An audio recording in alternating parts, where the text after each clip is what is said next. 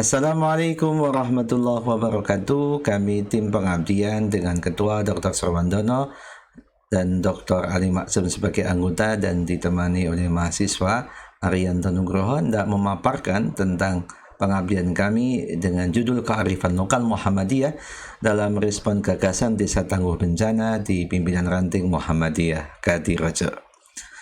Dalam pengabdian ini kami mengambil lokasi di pimpinan ranting Muhammadiyah Kadirojo terkait dengan dua alasan besar, yakni alasan pengalaman masa lalu dan alasan potensi kebencanaan di masa yang akan datang. Terkait dengan pengalaman masa lalu, kita tidak bisa pungkiri pernah terjadi sebuah kebencanaan yang masif di tahun 2006 yang dikenal dengan gempa bumi di tahun 2006, tepatnya di tanggal 27 Mei 2006.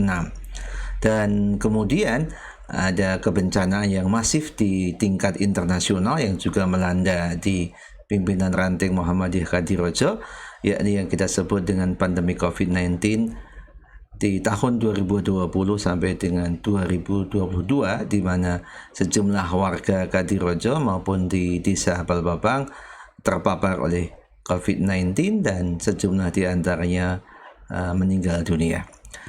Dalam konteks potensi kebencanaan, kita tidak bisa lepaskan tentang potensi kebencanaan yang dikenal dengan gempa bumi megatrust selatan Jawa, di mana posisi Desa Balbapang hanya berjarak sekitar 10 km dengan asumsi kecepatan megatrust itu sebesar katakanlah 70 km per jam, maka dalam konteks hitungan sekitar 15-20 menit maka tsunami sudah akan mencapai titik di Desa Balbapang.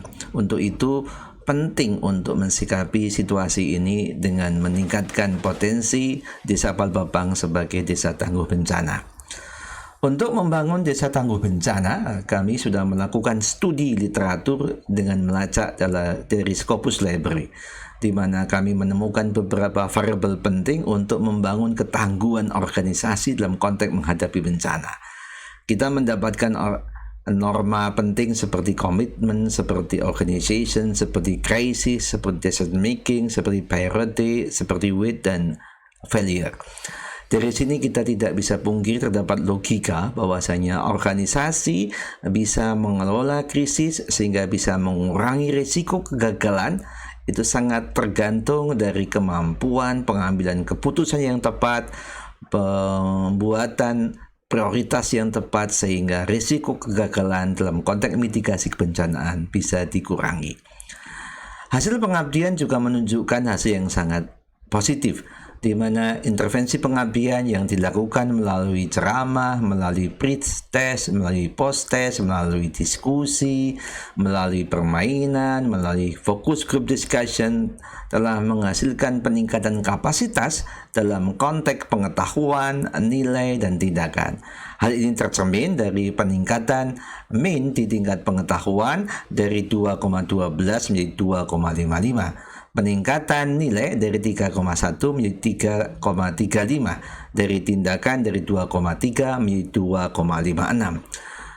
Kesimpulan yang juga penting yang kemudian dieksplorasi dari diskusi pengabdian ini adalah pentingnya pendataan kelompok rentan, pentingnya ketersediaan infrastruktur, pentingnya ketersediaan dana abadi, pentingnya kemampuan, keterampilan, evakuasi pada saat terjadi bencana.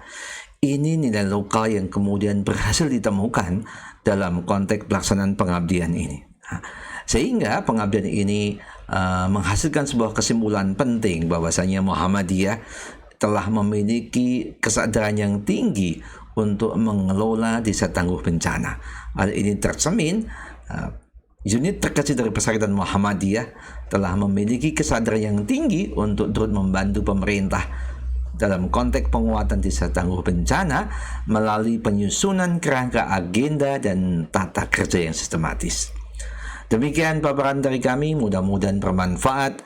Billahi taufik wal hidayah. Assalamualaikum warahmatullahi wabarakatuh.